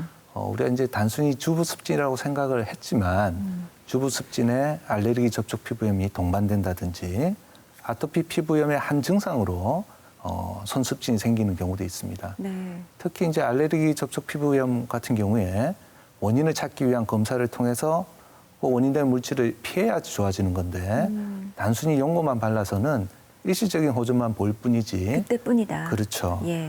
오히려 병 자체를 키우는 결과가 될 수가 있습니다. 예. 근데 우리가 얼굴도 그렇지만 손도 사실 노출이 딱 되는 부위잖아요. 그 사람을 만났을 때 가장 먼저 눈에 띄는 부위이기도 하고. 그래서 사실 여기 문제가 생기면 좀 대인 관계에도 좀 문제가 있을 수도 있을 것 같아요. 심리적으로 위축되니까요. 예. 그 실제 조사에 의하면 예. 만성 손습진 환자의 3명당 이제 1명꼴로 20세 이전부터 발생합니다. 아, 10대부터요? 20대 이전, 그러니까 20세 이전부터 네. 그렇죠. 10대부터 발생할 수도 있고 예. 훨씬 그 전부터 생길 수도 있고 이로 인한 이제 사회생활 제약이 큰 경우가 많습니다. 네. 그 실제로 우리가 사회생활하면 뭐 과거에는 목례를 많이 했지만 악수로 악수. 인사하는 네. 그럴 경우에 또 스트레스가 되고 또 우리가 친구나 연인끼리 우리가 손잡고 다니지 않습니까? 네. 그럴 경우에도 아무래도 신경이 쓰이기도 하죠. 아, 그러네요. 그래서 심지어 우울증이라든지 뭐 수면 장애 같은 심각한 심리 질환 혹은 직업 선택에 있어서도 큰 제약을 받는 그런 경우가 많습니다. 네. 그러니까 단순한 손 피부 질환이 아니라 그 이상으로도 우리가 스트레스를 받을 일이 생길 수가 있네요. 실제로 손 피부병으로 치료를 받고 계신 분들이 계셨는데 어떤 증상이셨는지 들어보시죠. 그 대학생 때 한 2년 반 정도 패스트푸드점에서 알바를 했었는데 그 뒤로부터 손가락에 수포가 계속 올라왔었거든요. 증상이 너무 심해서 밤에 잠을 못 잘 정도로 수포가 올라오고 가려움증도 심하고 자다가 모르고 막 긁으면 그게 진물이 터져가지고 또 딱지가 되고 좋다는 피부과는 다 다녀봤는데도 별로 호전이 없다가 그렇게 한 3, 4개월 계속 이렇게 앓았었거든요. 약을 좀 독하게 먹고 난 뒤에는 좀 증상이 괜찮아졌는데 그 뒤로 지금 10년이 지났는데 계절이 바뀌거나 아니면 좀 스트레스를 심하게 받는다 싶으면 그때마다 이제 수포가 또 올라오기 시작을 해요. 이유는 모르겠는데 병원에서는 이제 손에 물을 많이 묻히지 마라 하는데 저는 집안일도 많이 안 하는 편인데 이렇게 습진유라고 하더라고요. 습진이 생기는 이유를 모르겠어요. 좀 오래됐다고 봐야지 일하다 보니까 장갑을 오래 찌고 고무장갑 같은 걸 오래 찌고 있으니 습기가 차이고 이러다 보니까 이제 뭐 가렵고 그렇지 집에 가가 있다 보면 막 가렵고 그러더라고 벌게도 가렵고 그러니까 이게 손바닥이다 보니까 막 그냥 막 여사로 생각하고 그게 계속 가려운 게 아니고 좀 가렵다가 또 조금 있으면 좀 벌게지다도 괜찮아지고 막 그러더라고. 모르지 습진인지 어쩐지 몰라도 하여튼 막 볼록볼록 티 나오면서 피가 날 정도로 막 가렵더라고. 많이 힘드셨겠는데요. 원래 가려움증이 참기 힘들잖아요. 예, 맞습니다. 진짜 볼록볼록 피가 날 정도로 가려웠고 또 한 분은 그 수포가 계속 예. 재발을 했고 좀 다양한 형태로 이렇게 나타나네요. 증상들이. 그래서 이제 자료 화면을 보시면 네. 손 피부 질환 우리가 이렇게 크게 두 가지로 나눌 수가 있습니다. 이제 감염성 손 피부 질환, 습진성 손 피부 질환으로 나눠볼 수가 있고요. 네. 감염성 손 피부 질환의 대표적인 것이 손백선증. 그래서 쉽게 얘기해서 이제 손 무좀이죠. 그러면 사진에 나와 있는 게 손백선증인가요? 예, 맞습니다. 그렇고 이제 습진성 같은 경우에 원인에 따라서 알레르기 접촉 피부염, 자극 접촉 피부염, 아토피, 손습진, 네. 그리고 한 20% 정도에서는 원인 찾기가 힘든 경우가 있습니다. 그리고 이제 형태적으로 나누자면 네. 재발하는 이제 수포형 형태, 과각화형, 건조형, 뭐 기타 형태로 나눠볼 수가 있습니다. 그러니까 손의 피부 질환은 크게 감염과 습진으로 나뉠 수가 있다. 예, 맞습니다. 예. 그러면 습진부터 좀 살펴보도록 할까요? 보통 네. 우리가 이제 습진하면 주부 습진이 가장 먼저 떠올리는데 뭐 설거지 그냥 장갑 안 끼고 막 하거나 다른 집안일 하다 보면 이런 주부 습진에 많이 걸릴 수가 있거든요. 그 원인이 좀 다양합니까? 우리가 제일 흔한 게 뭐 세제나 네. 이런 자극 물질에 의한 접촉 피부염이 제일 흔하죠. 그런데 이제 접촉 피부염은 크게 자극에 의한 접촉 피부염, 알레르기 접촉 피부염 네. 이렇게 나눠볼 수가 있습니다. 자극 접촉 피부염은 일정 농도 이상이면 거의 모든 사람이 걸릴 수 있는 대표적인 게 이제 주부습진이고. 일정 농도 어떤 농도요? 그러니까 자극을 줄 정도의 농도죠. 예. 예를 들어서 세제를 한 번 사용한다고 해서 되는 게 아니고 네, 계속. 여러 번 해서 일정 농도에 우리가 노출이 되면 네. 누구나가 다 걸릴 수 있는 거죠. 예. 이에 반해서 이제 알레르기 접촉 피부염 같은 경우 네. 이거는 그 특정 물질에 민감한 사람만 이제 걸리는 경우를 얘기를 하는데 네. 근데 실제로는 물론 이제 자극 접촉 피부염이 한 30~40%로 대표적인 질환이긴 하지만 네. 두 가지 질환이 같이 동반된 경우도 있고 알레르기 접촉 피부염 단독으로 생기는 경우 네. 그리고 이제 아토피 피부염이 있으면서 자극 피부염이 있는 그런 순으로 발생 빈도가 있습니다. 네. 그러면 그 접촉 피부는 주로 이제 그 주부습진, 세제를 끊임없이 이렇게 노출해서 이제 접촉하게 되면 걸리게 되는 거. 알레르기는 예를 들면 어떤 물질에서 생기죠? 이제 대표적인 게 이제 니켈. 니켈? 니켈이라 하면 우리가 뭐 시계줄이라든지 이런 데 들어가 있는 예, 예. 그런 걸 얘기를 그럼 하는데 액세서리도 마찬가지. 마찬가지죠. 그런 걸 이제 만진다든지 우리가 니켈이 의외로 토마토에도 들어가 있고 여러 음식에 네. 많이 들어가 있습니다. 김치에도 어머. 니켈 성분이 들어가 있습니다. 예. 그럼 맨손으로 이제 그런 거 만지다 김치 보면 썰고. 그렇죠. 아까 그 사진에서 봤을 때 하얀 그 각질 같은 게 막 떨어지고 그러던데 증상이 보통 어떻습니까? 대부분 이제 초기에 예. 경한 경우에는 홍반으로부터 붉어지는 것부터 시작해서 시간이 지남에 따라서 피부가 두꺼워지기도 하고 네. 갈라지기도 하고 심한 경우에는 이제 물집이라든지 진물이 나기도 하고요. 네. 피부가 벗겨지기도 합니다. 예. 이게 보시면 이제 처음에는 이제 홍반으로 이렇게 나타나지만 빨갛게. 이제 진행되면 이렇게 갈라져서 이럴 경우에는 굉장히 따갑죠. 네. 우리가 뭐 설거지 할 때 네. 장갑 끼지 않으면 굉장히 불편하실 굉장히 수도 좀 있습니다. 짜증이 나요. 손끝에 조금이라도 상처가 있으면 굉장히 신경 쓰이고. 예, 맞습니다. 예. 주부 습진의 증상 쭉 살펴주셨는데 그럼 내가 이게 주부 습진인지 아니면 뭐 알레르기성 접촉성 염증인지 아니면 아토피 때문에 다 섞였는지 검사를 좀 받아야 정확한 진단이 나올 텐데 손 피부 질환은 어떤 검사를 받게 됩니까? 우리가 이제 손 피부 질환이 있을 때 제일 중요한 거는 이제 병력을 청취하는 게 제일 중요합니다. 네. 그래서 병변이 앞서 얘기한 대로 수포형인지 각질형인지 건조한 건지 확인을 하고요. 또 이 환자분이 이제 알레르기가 있는지 확인을 합니다. 네. 이 환자 같은 경우에는 이제 손바닥에 각질이 있어서 긁어서 균에 의한 손백성증이 있는지 확인을 하는 거고요. 각질을 긁어내서 검사를 하네요. 예.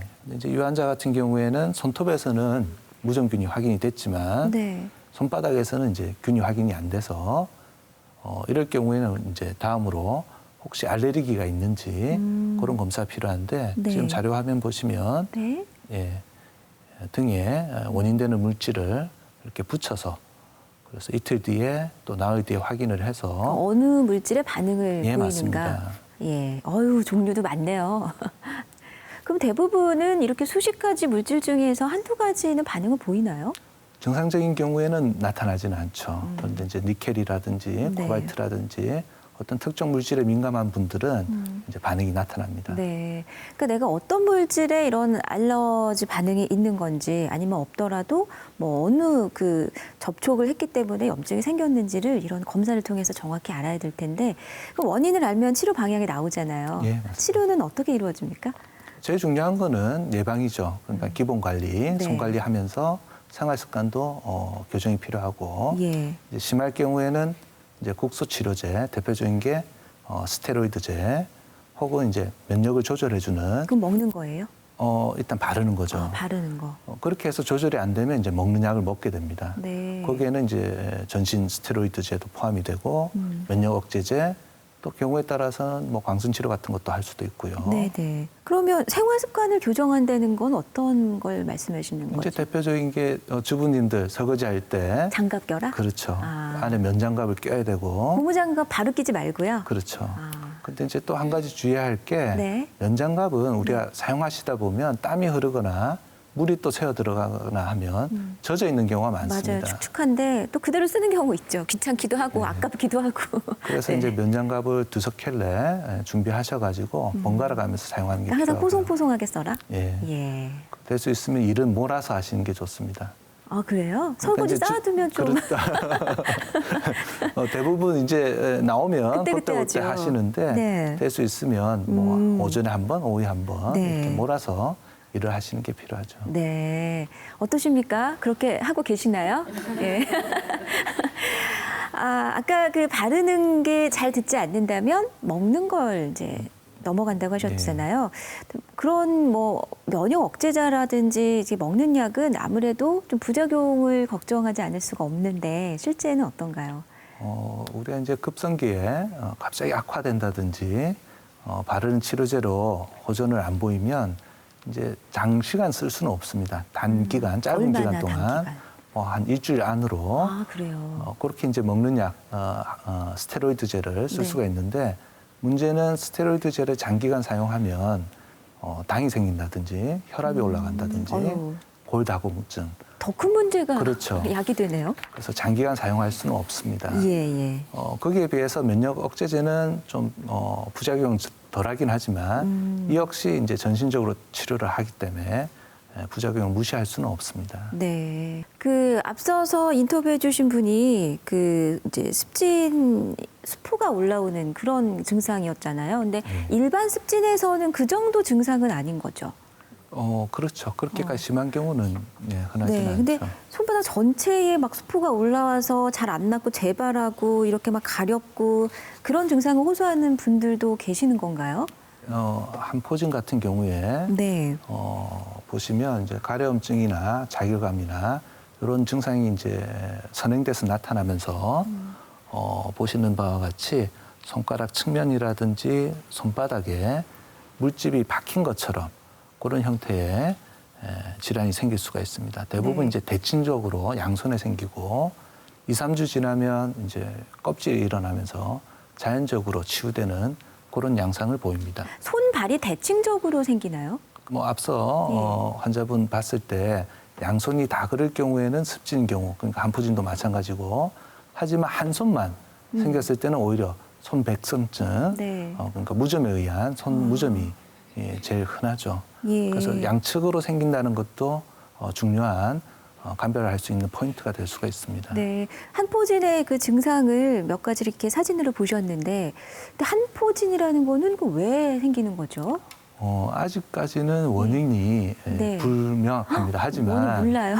다양한 예. 요인들에 의해서 영향을 받을 수가 있는데요. 네. 자료화면 보시면 아토피나 저쪽 피부염이 있는 그런 환자들한테 이제 동반돼서 생길 수도 있고 네. 정신적 스트레스, 더운 날씨에 그러니까 여름철에 이제 악화되는 거죠. 땀 차면 더 심해지고. 그렇죠. 그 한이 땀 한. 맞습니다. 네. 한선, 아유. 땀 한자로 예. 그렇게 해서 수포가 지느친다고 해서 보시는 것처럼 이제 물이 지어서 이제 생길 수가 있죠. 네. 그리고 이제 니켈이나 코발트에 민감한 사람들이 그런 음식을 섭취하면 또 한포진이 생길 수가 있고요. 예. 그다음 약물에 의한 경우 아니 원인이 딱 특정하게 이거다 그러면 그 원인을 없애주거나 네. 하면 좋을 것 같은데 원인이 사실은 좀 불분명하고 이러한 원인이라면 글쎄 완전히 차단하기는 어려울 것 같네요, 교수님. 예, 그죠? 실제로 한포진 치료 자체가 예. 쉽지는 않습니다. 네. 하지만 예. 이제 원인을 찾기 위한 그런 검사들을 통해서 원인이 밝혀진 경우에는 원인 치료만으로도 네. 완치가 가능하겠지만 하지만 이제 그렇지 않는 경우에는 재발을 잘 할 수가 있죠. 네. 이렇게 물집이 좀 생겼잖아요. 한포진의 경우에는 물집이 생기면 터트리는 게 좋은가요? 아니면 그대로 그냥 두는 게 좋은가요? 주면 막 더 심해질 것 같기도 하고. 예. 그래서 물집을 네. 자연적으로 깔아앉는 것보다 터트린 경우 예. 이제 경과가 빠른 건 사실입니다. 하지만 그래요? 와. 대부분 이제 집에서 위생적이지 못한 바늘이라든지 옷핀이라든지 이런 걸 통해서 너무 터뜨리거든요. 잘하신다, 그죠? 예. 그럴 경우에는 이제 2차 감염에 우려가 있습니다. 예. 근데 실제로 병원에서는 네. 작은 물집이 이제 뭉쳐져서 큰 물집을 이뤘을 때는 물을 빼주는 치료를 합니다. 네. 이럴 때 이제 주의해야 될 게 벗겨지지 않도록 물집이 터지지 않도록 조심스럽게 물만 빼내는 그런 치료를 하는 거죠. 그러면 그 덮고 있던 그 조직은 그대로 그렇죠. 살려두고 안에 물만 좀 이렇게 빼주는 맞습니다. 게 좀 기술적으로 좀 요령이 필요하겠네요. 그렇죠. 주사기를 이용해서 예. 조심스럽게. 그러니까 원칙적으로 수포는 물집은 터뜨리는 게 좋지만 우리가 아주 위생적으로 기술적으로 잘할 자신이 없기 때문에 사실은 그냥 집에서 터뜨리는 것보다 병원에서 터뜨리는 게 더 효율적이겠어요. 예, 맞습니다. 그렇습니다. 자, 그러면 한포진의 경우에는 사실 증상이 호전되어도 재발을 잘한다고 아까 그 인터뷰에서도 그러셨거든요. 그럼 완치라는 것 자체가 좀 기대하기 어려운 질환인가요? 한포진이? 이제 원인을 찾은 경우는 완치는 네. 가능하겠지만 사실은 이제 원인이 밝혀지지 않는 경우에는 완치는 쉽지는 않습니다. 하지만 이제 스트레스라든지 이제 대표적인 게 이제 흡연 같은 경우에는 악화시킬 수 있는 요소니까 흡연이요? 금연을 하신다든지 그렇게 하면 아무래도 재발되는 횟수라든지 병의 경과를 단축시킬 수는 있죠. 예. 자, 손습진 참 재발이 잘 되는 만큼 꾸준한 관리가 정말 중요한 것 같습니다. 고신대학교 보건병원 피부과 장민수 교수를 모시고 오늘은 손에 생길 수 있는 다양한 피부 질환을 알아보고 있습니다.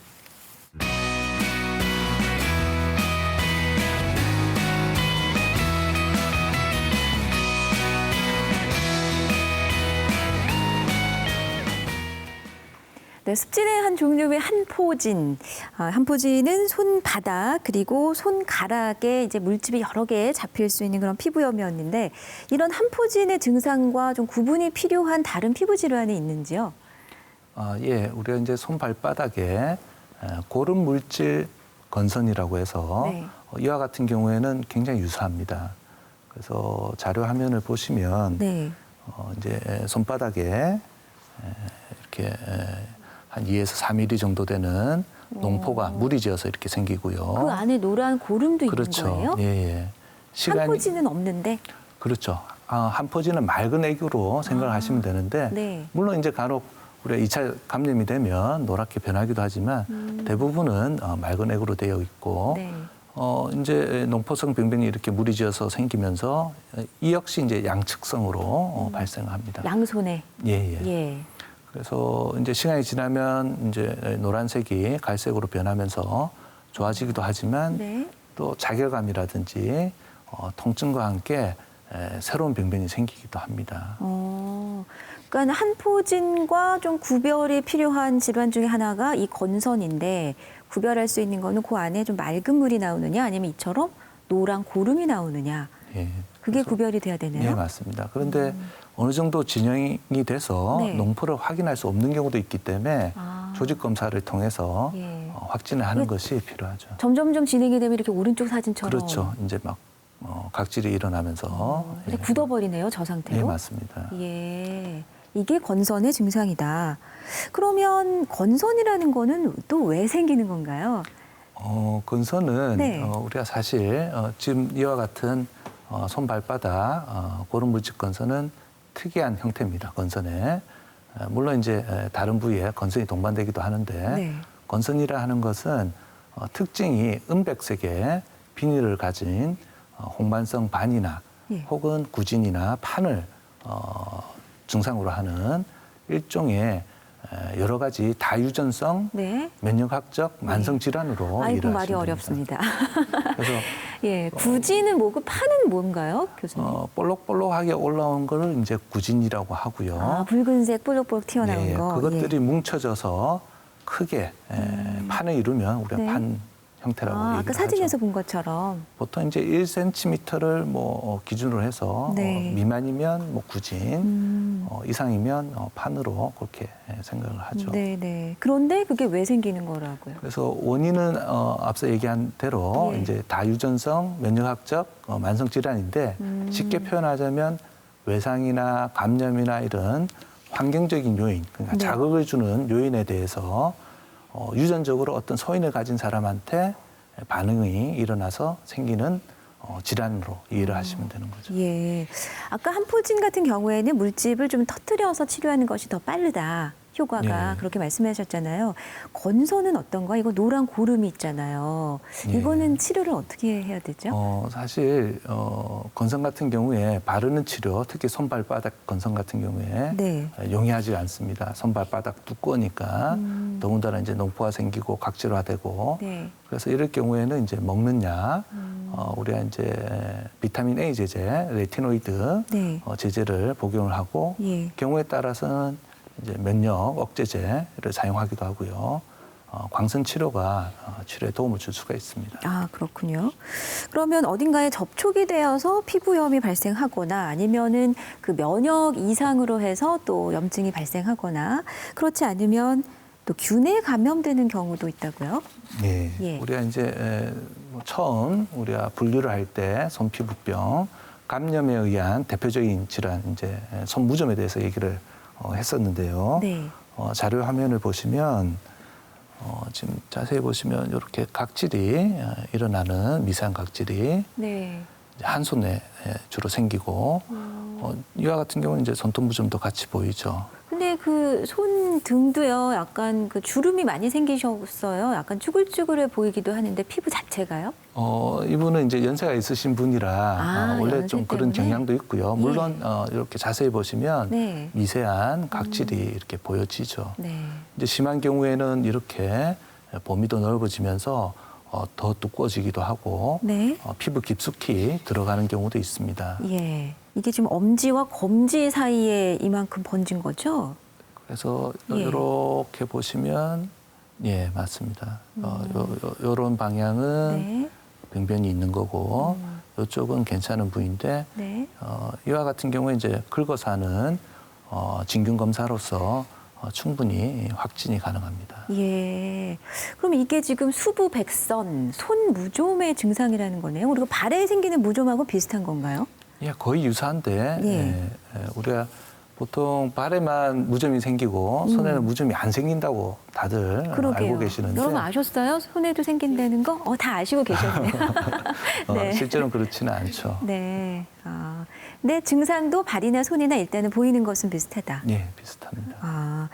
그러면 손에 근데 사실 각질이 이만큼 생긴다고 해서 처음부터 나 손에 무좀 생겼나 봐라고는 사실 생각하기가 좀 쉽지 않을 것 같은데요.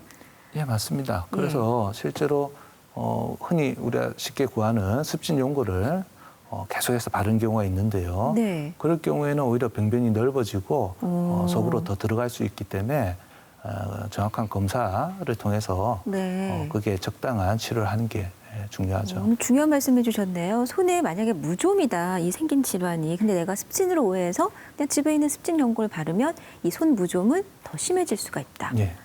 그러니까 정확한 진단을 받으셔야겠습니다. 그러면 이 무좀이라는 건 사실 그 옮기잖아요. 또 옮을 수도 있고. 그래서 뭐 남자들은 군대 갔다 와서 옮았네, 뭐 목욕탕을 갔다 와서 옮았네 그러는데 손 무좀도 마찬가지로 옮길 수 있고 옮을 수 있어요? 예, 가능성이 있습니다. 물론 우리가 농가진이나 네. 뭐 이런 세균성 감염, 한번 사마귀 같은 바이러스성 질환에 비해서는 진균 감염이 그렇게 전염성이 강하지는 않지만 네. 반복적으로 노출되는 경우 이제 발에 무좀이 있는 거를 뭐 계속해서 몇 년간 만지는 경우에 손에 옮길 수도 있고 또 역시 네. 그림이 상상이 가요. 그렇죠. 손에 네. 있는 무좀이 또 다른 부위에 반복적인 네. 접촉에서 옮길 수도 있고 가족 간에도 마찬가지입니다. 가족 간에도요? 그렇죠. 같이 생활하는 경우에 네. 우리가 뭐 발 같은 경우에 슬리퍼를 같이 신거나. 신는 경우 옮길 수 있듯이 손도 마찬가지죠. 네. 그럼 어떻게 해야 되죠? 뭐 일단 수건다도 써야 되나요? 그런 경우에는 가족끼리도? 그러니까 예. 뭐 제일 중요한 건 치료를 하면 치료하면. 괜찮은 거고 네. 다른 세균 감염에 비해서는 전염력이 높지는 않기 때문에 네. 뭐 수건을 한두 번 나눠 썼다고 해서 바로 옮거나 바로 하는 건 옮거나 하지는 아니다. 않습니다. 예. 그러면 그 치료 말씀하셨는데 잘 되는 편인가요? 손 무좀은? 예, 치료 잘 됩니다. 우리가 정확한 진단에 의해서 네. 항진균제를 바르면 예. 보통은 뭐 한 달 이내에 큰 호전을 보이고 치료가 되죠. 그런데 대부분 실패하는 이유 중에 하나가 네. 손발톱에 무좀이 있는 동반된 경우가 많습니다. 발톱하고 손톱이요? 예, 같이 있는 경우. 자료 화면에서도 보신 것처럼 네. 이제 엄지 손톱에 무좀이 있었는데 색깔이 막 까맣게 그렇죠. 변했죠. 같이 치료하지 않으면 예. 사실 재발될 가능성이 높죠. 근데 저는 사실 발에 나는 무좀, 나는 게 아니죠. 발에 생긴 무좀은 진짜 막 완치가 힘들다. 그래서 막 남자들이 온갖 방법을 동원하고 막 그랬잖아요. 들어보신 뭐 민간요법 있으세요? 무좀 치료에? 막 식초에 막 발 담그고 이런 거 제일 흔하게 듣지 않았나요? 그런 것들이 실제로 도움이 되는 건지 아니면 더 악화시키는 건지 또 손 무좀에도 해당이 되는지 좀 여러 가지 궁금하네요. 그래서 뭐 좀 전에 얘기하신 것처럼 말씀하신 것처럼 네. 제일 흔한 게 식초에 정루환 타서 담그는 요법. 식초에 정노환을 타서. 뭐 그런 요법들 많이들 하시거든요. 네. 다 알고 계시네요. 네. 근데 이제 식초는 산입니다. 산이니까 벗겨내는 작용이 있죠. 네. 그래서 무좀이 잘 사는 각질층을 벗겨내는 작용을 합니다. 그래서 일시적인 호전을 보일 수도 있죠. 네. 하지만 우리가 그 농도를 맞추기가 쉽지가 않고 산이다 보니까 경우에 따라서는 각질층만 벗겨내는 게 아니고 피부 전층을 벗겨내서 아이고. 화학적인 화상을 입는 경우도 흔히 있습니다. 네. 그리고 우리가 무정균이라는 게 예. 표피에만 있는 게 아니고 경우에 따라서는 모낭을 따라서 피부 깊숙이 따라 들어가는 경우도 있습니다. 네. 이와 같은 경우에는 이와 같은 치료로 완치를 기대하기는 어렵습니다. 아까 왜 물집 터뜨리는 게 좋지만 우리가 제대로 하기가 어려웠듯이 이것도 농도 조절도 어렵고 여러 가지 변수가 있기 때문에 화상을 입을 수가 있다. 예. 그러면 결국은 추천을 절대 안 하시는 거죠? 그렇죠. 뭐 우리가 흔히 속담에 네. 빈대 잡으려다가 초가삼간 맞아. 태운다 예. 그런 꼴이 될 수가 있죠. 맞아요. 초가삼간 태우지 마시기 바랍니다. 예. 근데 아까 그 무좀도 손무좀 자체는 치료가 괜찮지만 성적이 손톱, 발톱에 무좀이 같이 있는 경우에는 좀 어렵다고 하셨잖아요. 손톱 같은 경우에 무좀이 이렇게 좀 완치가 될 수가 있나요? 또 재발이 되지 않는지. 예, 뭐 최근에는 네. 항진균제 먹는 잘 나와 있기 때문에 3개월 이상 복용하시면 완치가 가능하고요. 네.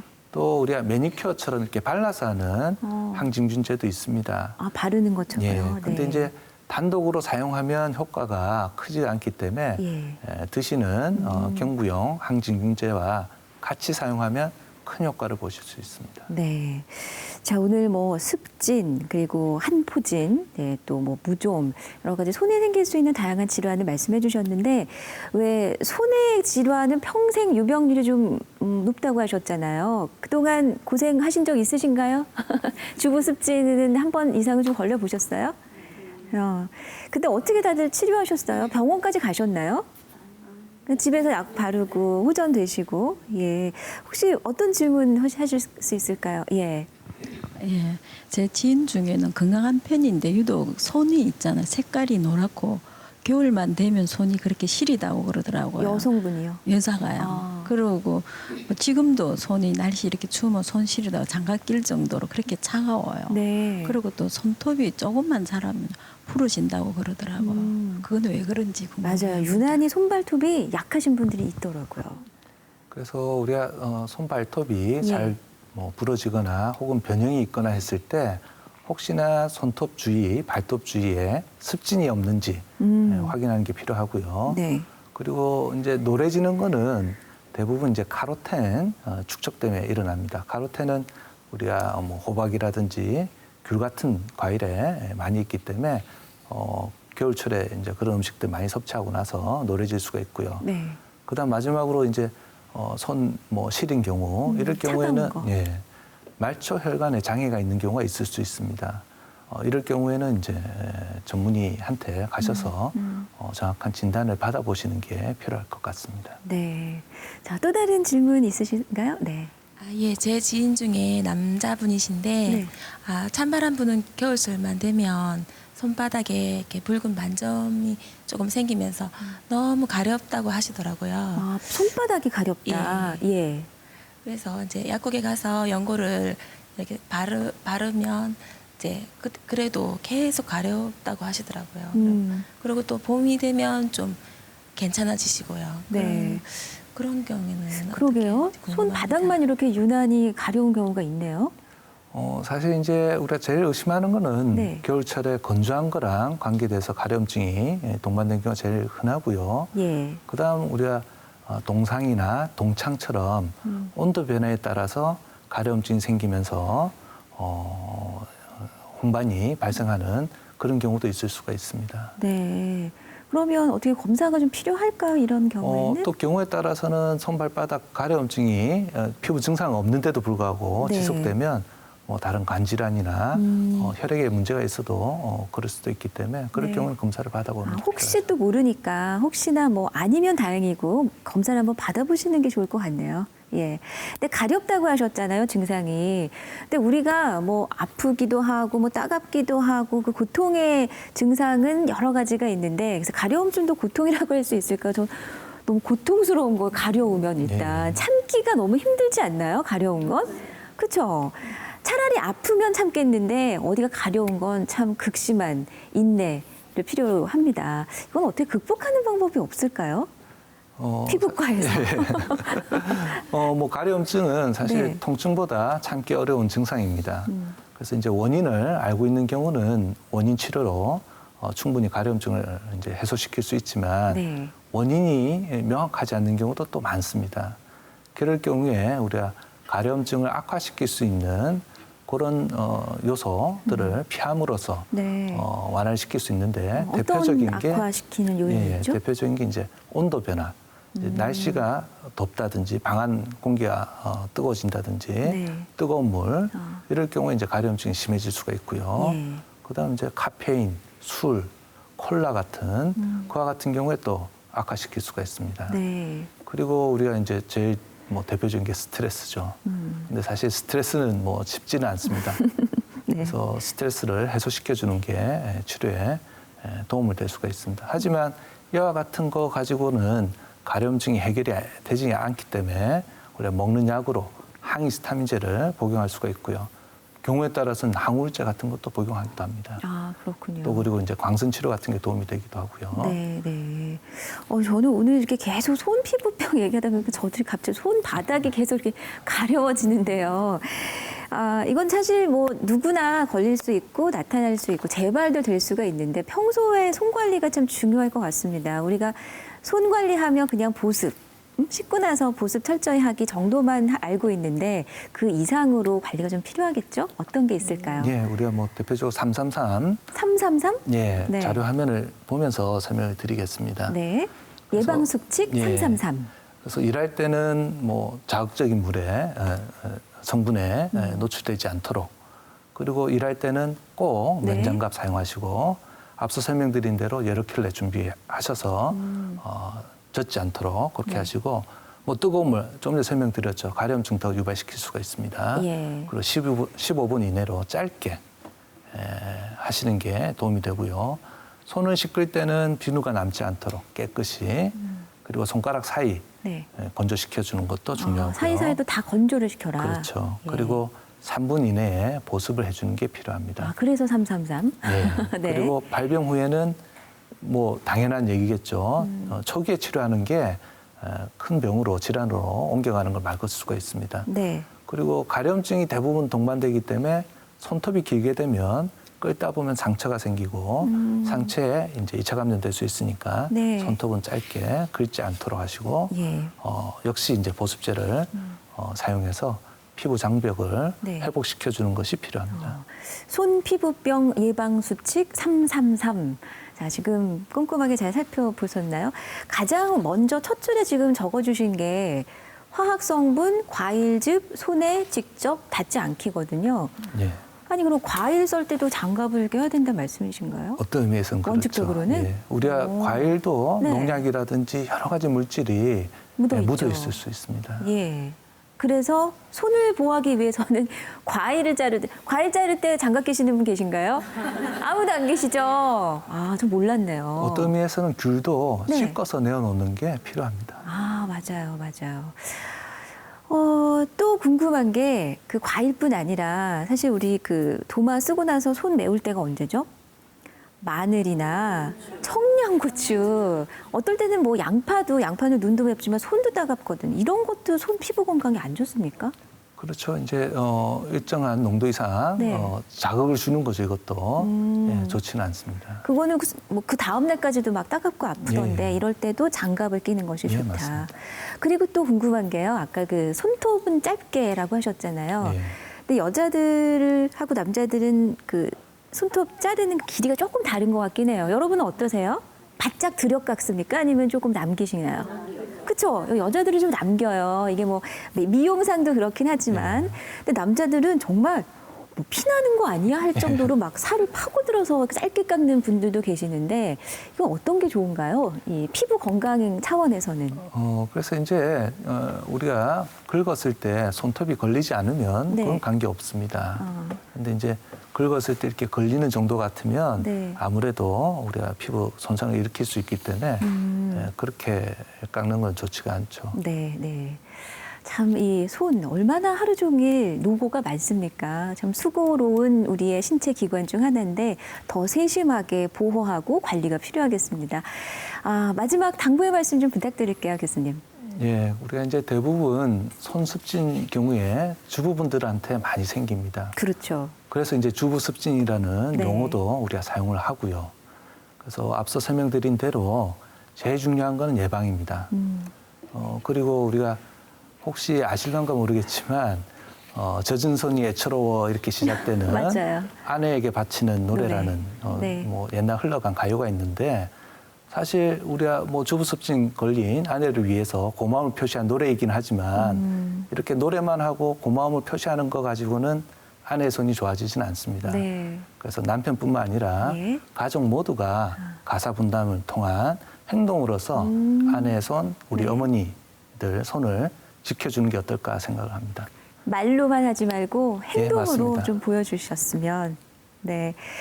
집안일도 나눠 하는 것이 피부, 손 건강에 정말 중요하다는 거 오늘 집에 가서 꼭 강조해 주시기 바랍니다. 예. 자, 오늘 TV닥터는 손이 보내는 이 피부 건강 신호에 대해서 다양한 말씀 나눠봤습니다. 고신대학교 보건병원 피부과 장민수 교수께 감사드립니다. 고맙습니다.